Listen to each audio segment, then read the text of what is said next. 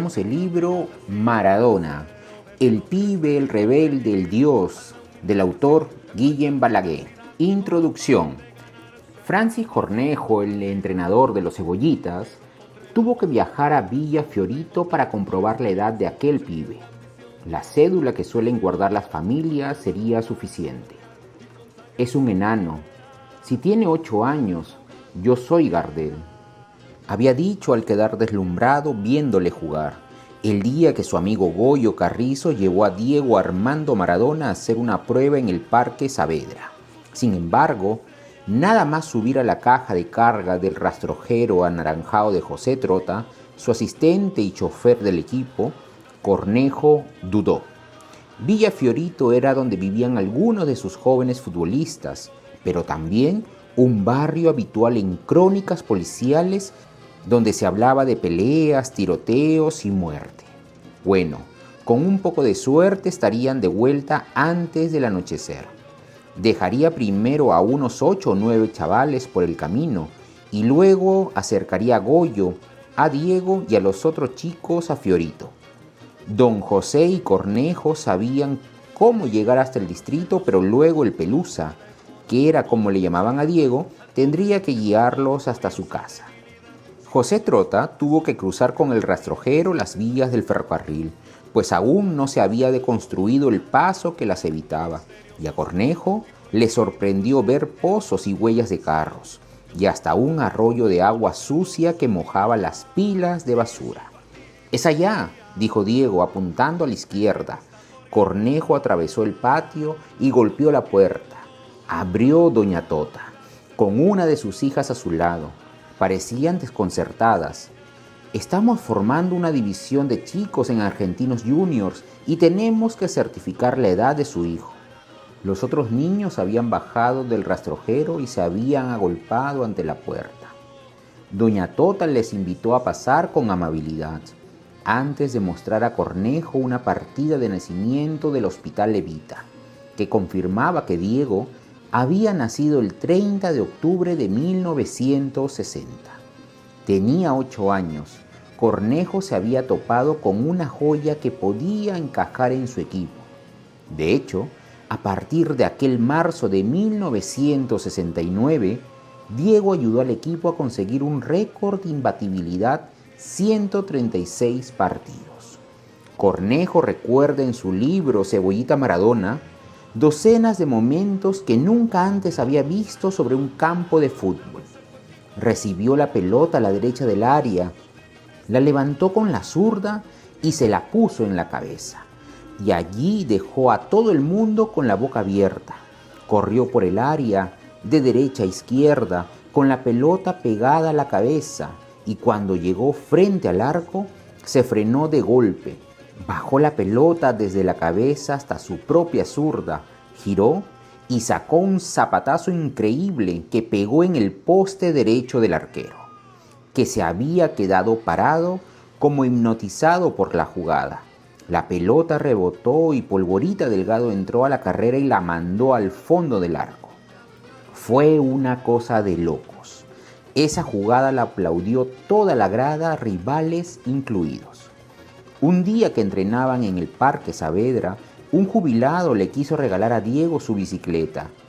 «No, don, gracias, no puedo. Agárrala, nene, es tuya. Te la quiero regalar.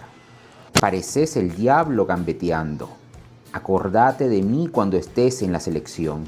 Cornejo hizo un gesto afirmativo con la cabeza y un agradecido Diego, sorprendido por la reacción que su fútbol provocaba, aceptó el regalo. Los padres de Diego acudían a los partidos en el utilitario de don José. Don Diego y doña Tota se sentaban con el chofer en la cabina. Cornejo disfrutaba con los chicos atrás en la caja. El viento en la cara y el bullicio de los chicos a mi alrededor, cantando, haciendo bromas o dándose ánimo antes de jugar. Aquel talentoso Cebollita que debutó en el primer equipo con 15 años, no tardó en prender a la afición de los Argentinos Juniors y la directiva le alquiló un apartamento en Villa del Parque, cerca del campo de entrenamiento, para que la familia pudiera vivir algo más holgada fuera de la villa miseria de Fiorito. Diego vivía en el número 2750 y en el 2046 Claudia, una chica apocada que no sabía quién era él. Un día quedó deslumbrado al verla desde atrás con un pantalón amarillo y se enamoró. Mucho después, Maradona contaría el episodio de otra manera. A la familia no le alcanzaba el dinero para pagar el alquiler todos los meses y corría el riesgo de ser desahuciada. Pero el club ayudó a Diego, que tenía entonces 18 años, a comprar su primera casa. Era una vivienda típica de 2 plantas con patio interior del modesto barrio de La Paternal, a 3 calles del Estadio de Argentinos. Allí vivieron sus padres y sus hermanos, e incluso sus cuñados y sus cuñadas. Maradona dormía en su propia habitación, pero tenía el cuarto de baño unos escalones más arriba, a la altura del terrado. Los aficionados de Argentinos quisieron agradecer al Pelusa las alegrías que les proporcionaba y recaudaron dinero para comprarle un coche, un Mercedes-Benz 500 SLC de unos respetables 237 caballos. Con 19 años, mucho antes de ser el dios sucio pecador que describiese el escritor Eduardo Galeano 3 décadas después, Diego fue campeón del mundo sub-20 en Japón y debutó con la selección mayor. Ese día se acordó del señor de la bicicleta. Para entonces, Maradona ya padecía la llamada fiebre de tuerca. El auto entendido como tarjeta de visita, un retraso de argentinidad que siempre le acompañó. Su generoso salario le permitió hacerse un regalo de Navidad, un Fiat Europa 128 CLC, un coche más bien funcional, rectilíneo y rectangular, como el dibujo de un niño. Pero una estrella como lo era Maradona a los 20 años no puede conducir solo un Fiat Europa. Así que encargó su primer deportivo a Porsche, un 924 de color gris oscuro con tapicería de cuero marrón. Fue su primer tesoro y lo cuidó con esmero. Se desprendió de él antes de dejar Boca Juniors y viajar al Barcelona. De otro coche deportivo, un Volkswagen Golf rojo incluido en las condiciones de su contrato con el Barcelona, bajó Diego a la entrada del Camp Nou una tarde de 1983. La puerta de acceso al campo de entrenamiento estaba cerrada. «Viste, Diego, luego dicen que al que madruga Dios lo ayuda. Es la primera vez que llegas temprano y está cerrado». Fernando Signorini, un joven preparador físico de elegante delgadez, se preguntó si no habría metido la pata con el comentario. La media sonrisa de Maradona dejaba espacio para la duda. Diego sabía que Signorini, porque era de las pocas personas autorizadas a presenciar las prácticas de César Luis Menotti, así que vos sos profe. Mañana jugamos, luego me voy a Argentina, pero a la vuelta de la pretemporada de Andorra quisiera hablar con vos, porque mi representante, estamos pensando en armar una escuela de fútbol en Barcelona. Más adelante, Diego le propondría convertirse en su preparador físico personal, algo inédito hasta entonces para un deportista de equipo. Desde ese momento, con alguna pausa entre medias, pasaron juntos más de 10 años. Su primera gran caída emocional se produjo tras la victoria de Argentina en el Mundial de 1986. Después de alcanzar la gloria que había soñado de niño, Maradona entró en un estado de depresión. Su vida como multimillonario prisionero de la fama en el barrio de Posillipo, en Nápoles, le pesó en exceso. Alguien le había ofrecido unos polvos mágicos y Diego, ya elevado a la categoría de héroe, no había dudado en convertirlos en un recurso habitual. Con el pecho hinchado como cuando escuchaba el himno nacional argentino, se sintió dispuesto a afrontar cualquier cosa. Y cuando miraba la superficie del agua como Narciso, lo que veía era la imagen de su rostro más hermoso, un segundo antes de que éste desapareciera. Elevado a la categoría de mito después de haber conseguido el primer scudetto para el Napoli en 1987, decidió que necesitaba un Ferrari, un capricho. Le dijo a su representante de entonces, Guillermo Coppola, que quería un Testarossa negro en lugar del Rosso Corsa, rojo de competición habitual. Coppola no fue un agente al uso.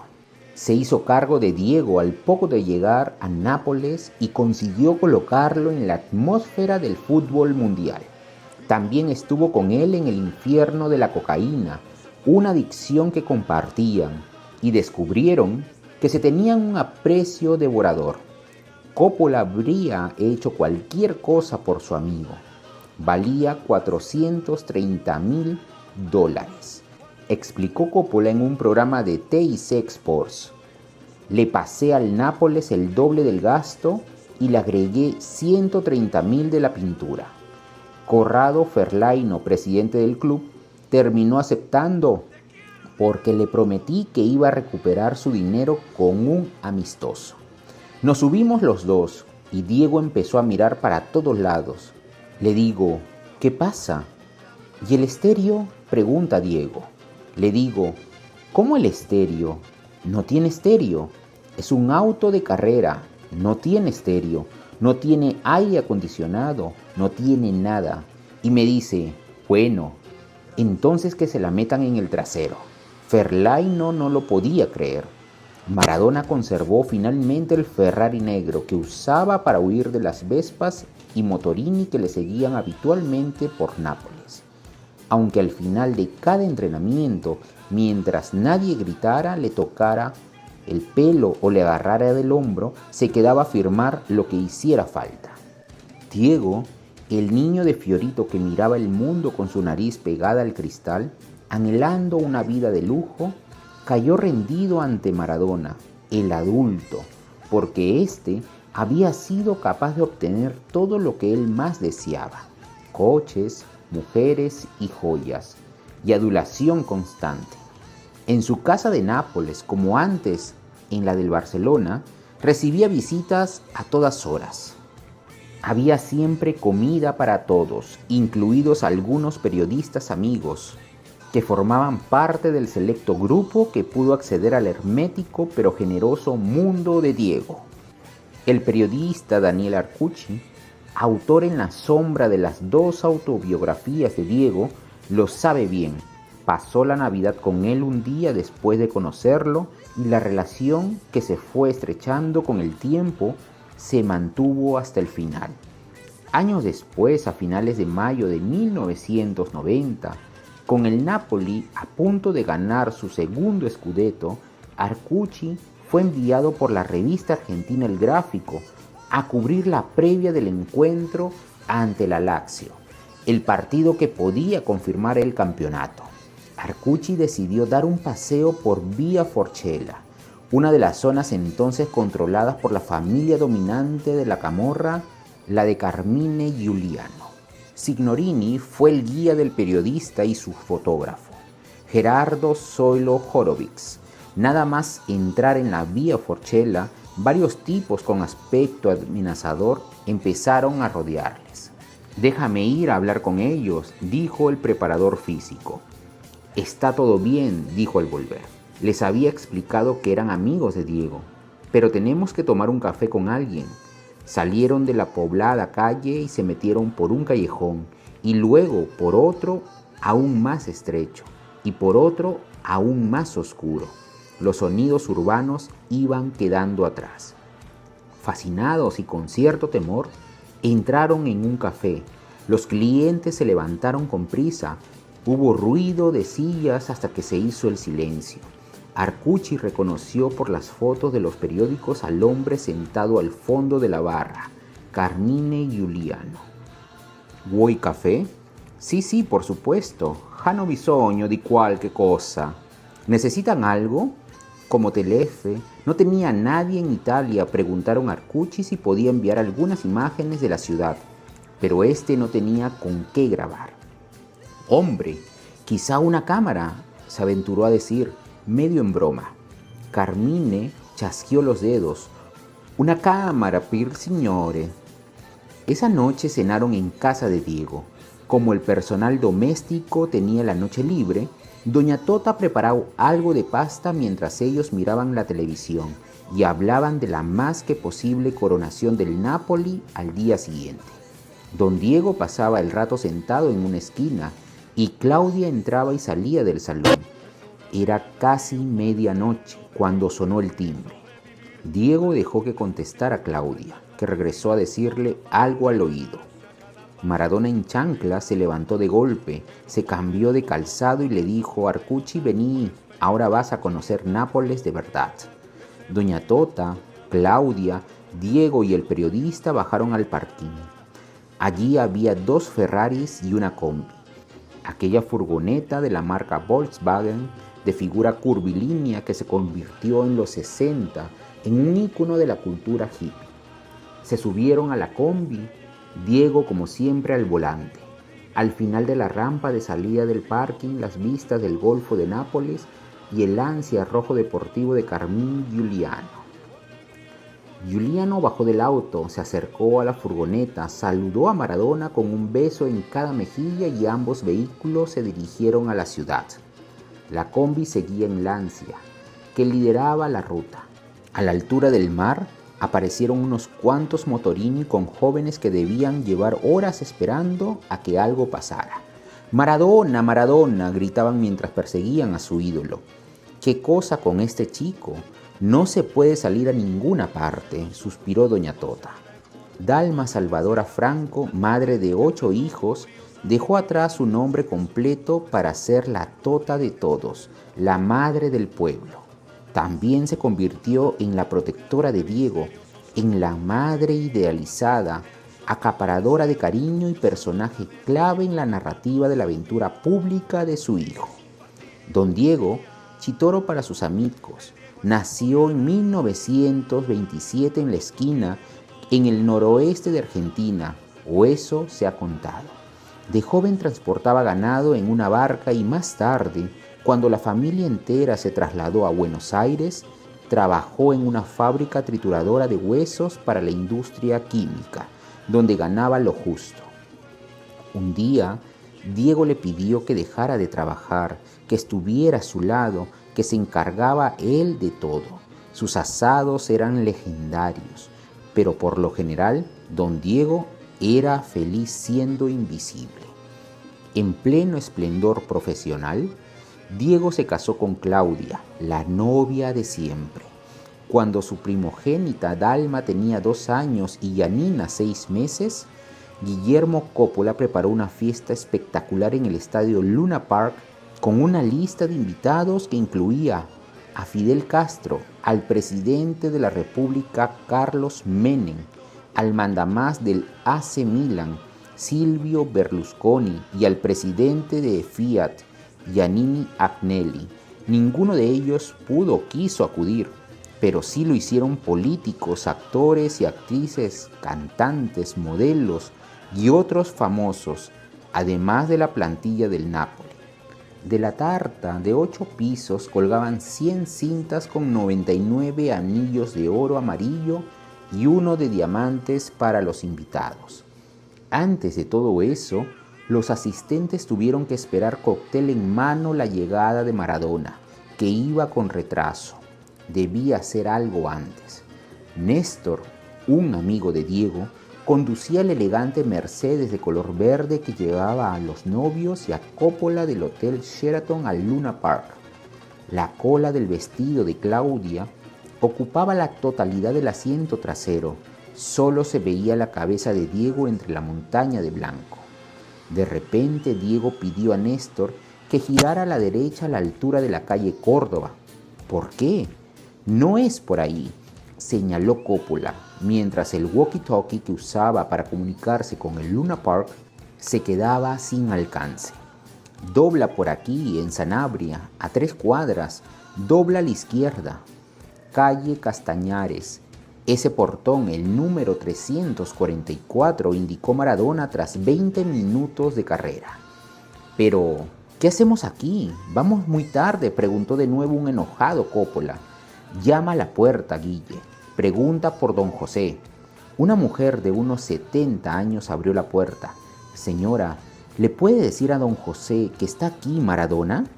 Don José, pijama celeste, zapatillas y los ojos como platos, se encontró a Maradona frente a su puerta. 12 años atrás, Diego había viajado a Alemania con Jorge, su agente de entonces, para firmar su primer contrato con Puma. El patrocinador les había enviado 3 pasajes de avión en primera clase. Diego invitó a Claudia y don José, el ferretero del barrio, dijo algo como: estos Villafañe dejan a esa mocosa ir con ese futbolista. ¿Pero quién se cree que es? Hola, acá estoy con la mocosa que usted dijo que me llevaba a Alemania cuando tenía 16 años. Es mi mujer, la madre de mis hijas, don José. Mire la fiesta por televisión. Ahora nos podemos ir, Guille. Deuda cobrada. No era aquella una época de equilibrio. Maradona buscó siempre el disfrute. De la vida no se sale vivo, así que hay que saborearla. Incluso la relación con el público y con el fútbol la marcó el placer. Con el balón siempre hizo cosas que la audiencia no olvidaría nunca, aunque no fueran necesarias, por puro gusto. Pero el hedonismo tiene un límite cuando hace mal a uno mismo. Diego nunca aceptó medias tintas, narcisista y maniático depresivo, lo que las clasificaciones psiquiátricas definen como bipolar. Maradona encarna el exceso, el carácter mesiánico. Los archivos están repletos de referencias a sí mismo en tercera persona y la falta de límites. Nosotros seguimos de cerca esas infracciones. Varias cámaras recogieron todos los ángulos. Le hemos visto besando a mujeres y a hombres, borracho, drogado, bromeando con sus 2 hijas, riendo, llorando, perseguido, rodeado, asfixiado, agudo, listo, perdido, tramposo.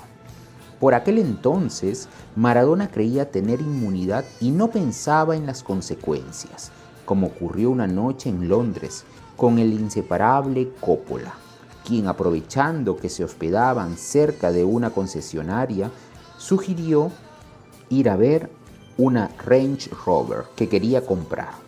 Justo en ese momento, el mismo modelo se detuvo frente a ellos. Se bajan 2 pibes, contó Coppola en el programa de televisión argentino Pura Química. Maradona, Maradona, ¿foto? Sí, foto. ¿Autógrafo? Vayan a la recepción a pedir lápiz y papel. Y mientras los pibes entraban, Diego le dice: vamos, vamos. El futbolista y su agente se subieron a la camioneta, se fueron a un bar. Pasaron como unas 2 horas hasta que Coppola soltó: Diego, los pibes ahora deben de estar preocupados. Bueno, tenés razón, vamos, contestó Diego.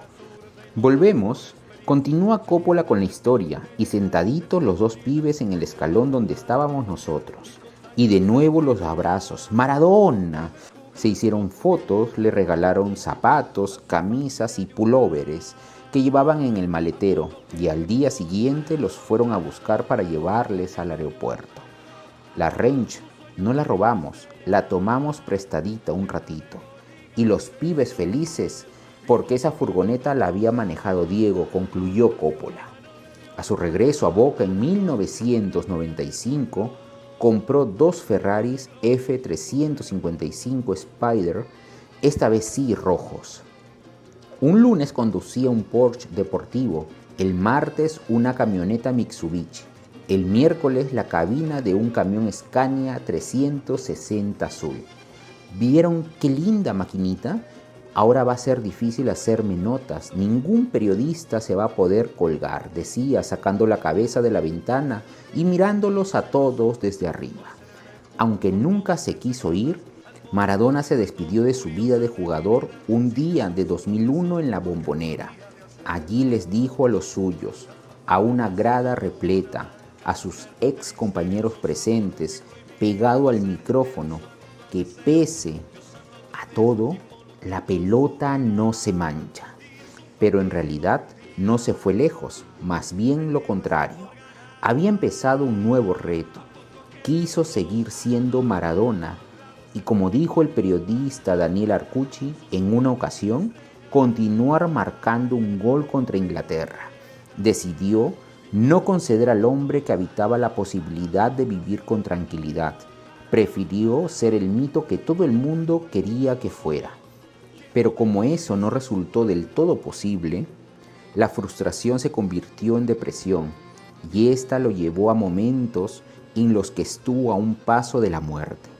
Luego vinieron las resurrecciones y las nuevas caídas, todo multiplicado y acelerado por sustancias artificiales, especialmente cuando sus padres fallecieron, en la segunda década de este siglo.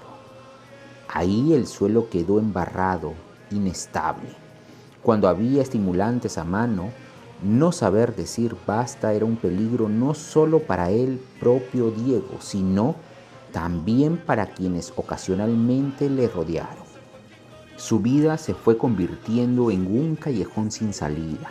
Las recaídas no se debían exactamente a las sustancias que consumía, sino a su propia propensión a dinamitar cualquier límite que se le intentase proponer. Fue un perverso en el sentido técnico que el psicoanálisis otorga a este término, transgresor de leyes y normas.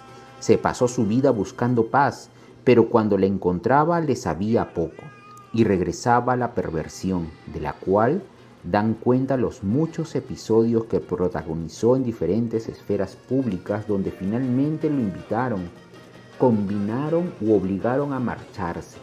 A menudo acabaron con alguna forma de violencia por parte de Diego, ya fuese verbal o física. Una vez Jorge Valdano dijo que mucha gente piensa que el problema de Maradona han sido las amistades, pero yo creo que el problema de las amistades es Maradona. Personalidad megalómana e histriónica, Diego pide la máxima lealtad. Si estás junto a él, le rindes pleitesía, de lo contrario, mejor alejarse.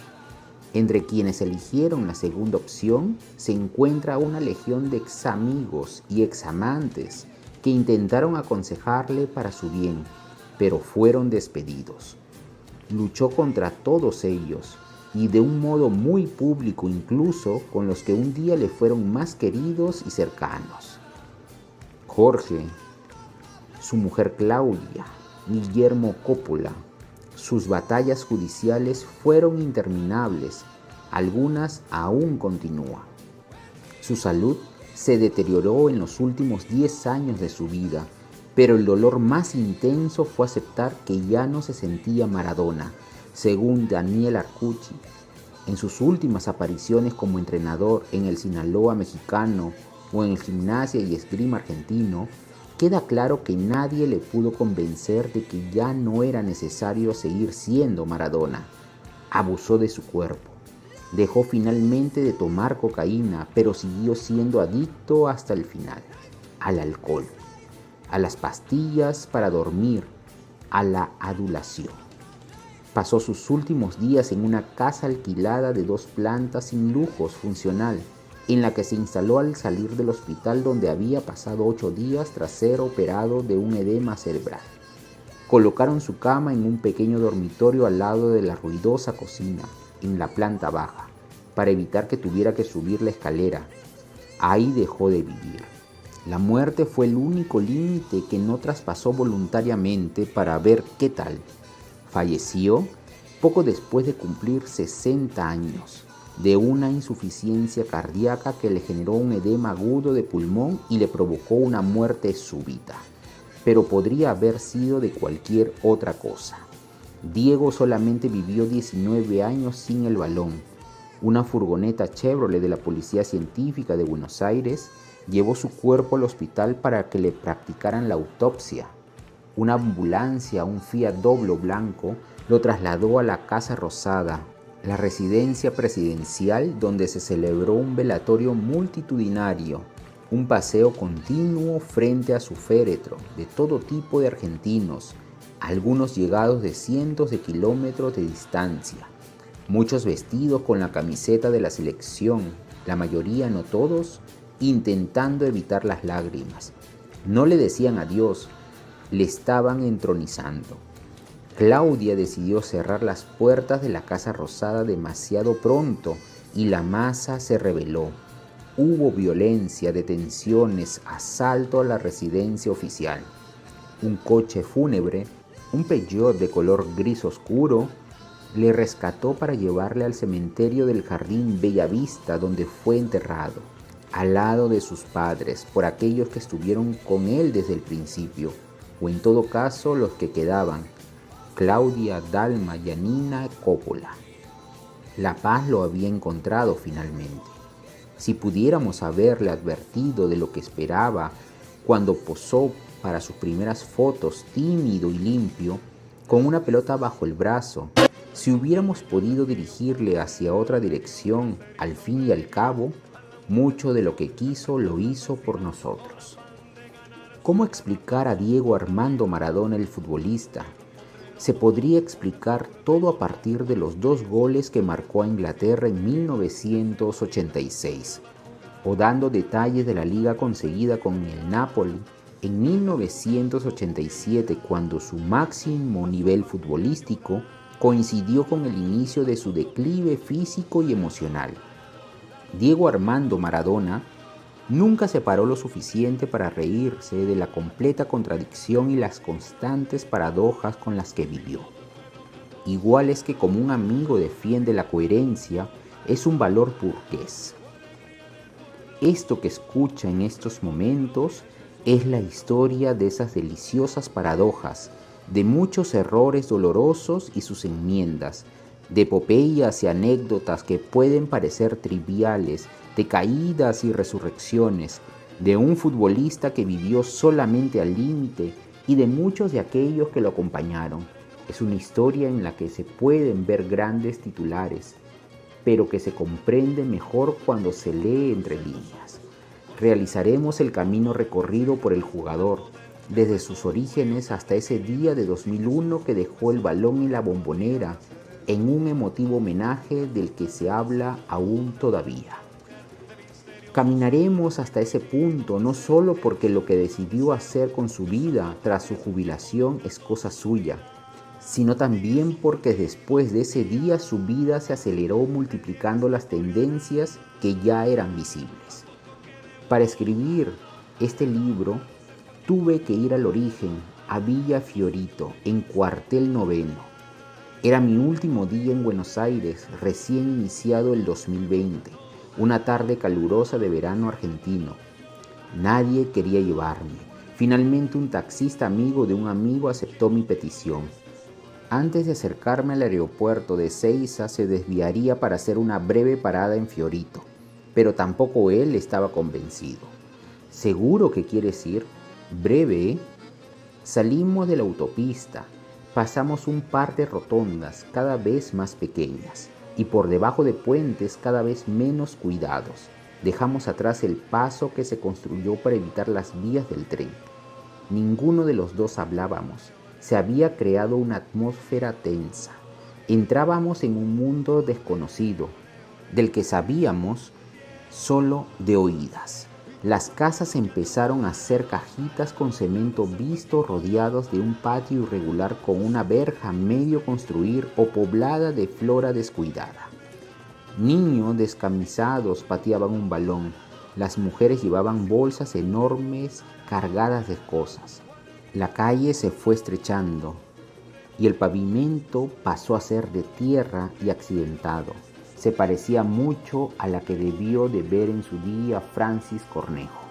Ya está, la casa donde vivió Diego de niño es por aquí.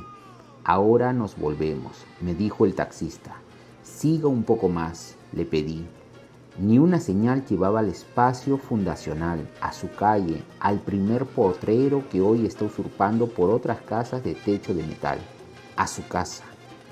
Un hombre, evitando las montañas de escombros acumuladas en la acera, paseaba por el medio de la calle estrecha donde vivió sus primeros años Diego. Sin detenerse, casi sin bajar la ventanilla, el taxista preguntó por la casa. Allí, a 200 metros, el taxista paró el coche, pero no el motor, enfrente de la misma. La vegetación era frondosa. Al fondo, Medio oculta por la sombra que la cubría y los árboles que habían crecido en el patio, se intuía una casa de una planta. Un hombre en camiseta blanca sin mangas se levantó bruscamente de su mecedora. ¿Qué buscan? Nada, patrón. Solo que aquí este amigo quería ver, contestó el taxista mientras ponía el coche de nuevo en marcha. Pasamos al lado de una canchita de tierra con una portería.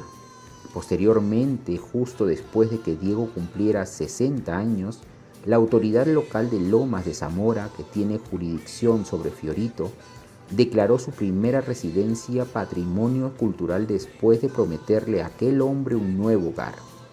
El día que murió Maradona, un artista contratado por el ayuntamiento pintó el rostro de Diego con un aura amarilla en la pared del bungalow.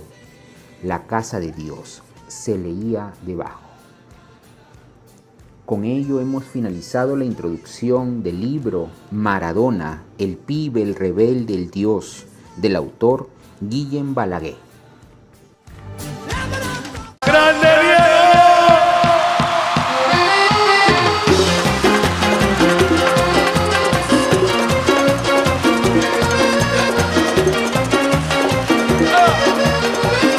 Para el más grande